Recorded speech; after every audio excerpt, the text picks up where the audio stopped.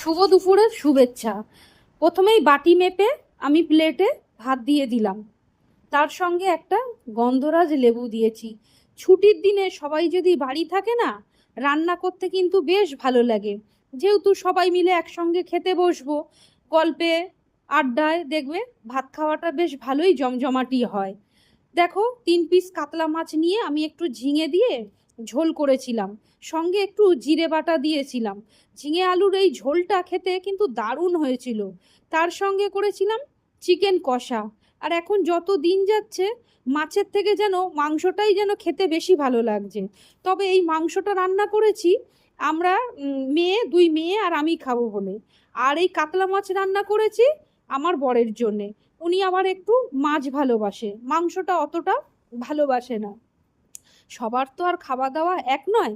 আমরা যেমন খেতে ভালোবাসি মাংস, উনি মাছ খেতে ভালোবাসে। আমি কিন্তু সবার জন্য ভাগে ভাগে আলাদা করেই রান্না করেছি, যে যেটা ভালোবাসে তাকে সেটাই আমি করে দিয়েছি। তার সঙ্গে করেছিলাম, কাতলা মাছ যখন এনেছে বাজার থেকে, একটুকুনি মাছের মাথা এনেছিল কাতলা মাছের।